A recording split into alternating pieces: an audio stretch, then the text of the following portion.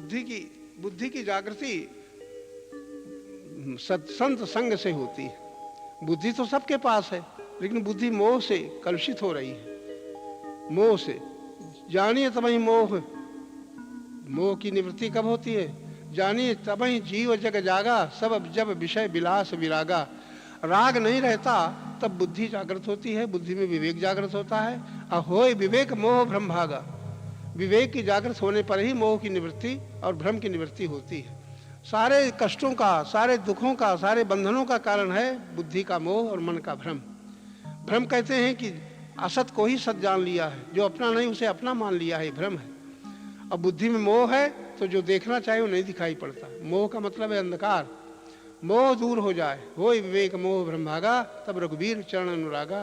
अनुराग की प्राप्ति बुद्धि का मोह और मन का भ्रम दूर होने पर होती है।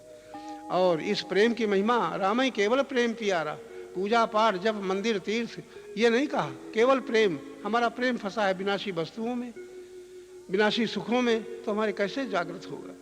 विनाशी से हट जाए, वैराग्य हो जाए, राग न रह जाए कहीं, तब वो प्रेम समिट करके भगवानमय बन जाता है, चेतनामय बन जाता है, सचेतन हो जाता है। अभी असत से संबंधित प्रेम रागी मोही लोभी बनाई हुई है। इस तरह से हम विचार करें, संत भी कहते हैं तन सुखाए पंजर करे, धरे रहे न दिन ध्यान। कोई ध्यान धरता रहे, शरीर को सुखा डाले तपस्या से। तुलसी मिटे न बासना, इस वासना का अंत नहीं होगा। कब तक? तुलसी मिटे न बासना, बिना विचारे ज्ञान। विचार तो लोभी मोही अभिमानी सब करते हैं, ज्ञान में विचार करना ये मानव का ही सौभाग्य है कि हम ज्ञान में विचार करें। ज्ञान का मतलब है जैसे प्रकाश में चले। चलते तो पशु पक्षी सब हैं, हम भी चलते हैं अंधकार में। रात को न कांटा दिखता है, न कंकड़ दिखता है, न पत्थर दिखता है, चोटें लगती हैं। लेकिन प्रकाश होता है तो कांटा भी रहता है, पत्थर भी रहते हैं, लेकिन हम उनको लांघ करके निकल जाते हैं, पैर रख करके निकल जाते हैं। ये विचार की महिमा है, ये विवेक की महिमा है।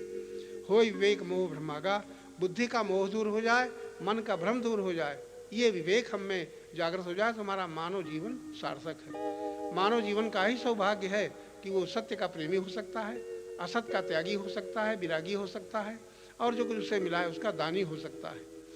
त्याग, प्रेम, दान ये जीवन की सुंदरता के साधन है। हम शरीर को सुंदर बना लेते हैं, जीवन को सुंदर बनाना ये विवेकी का काम है।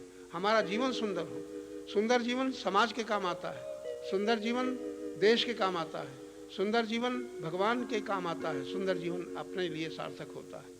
सुंदर जीवन का मतलब है कि कोई असुंदरता न रह जाए। असुंदरता होती है दोषों के द्वारा, सुंदरता आती है गुणों के द्वारा।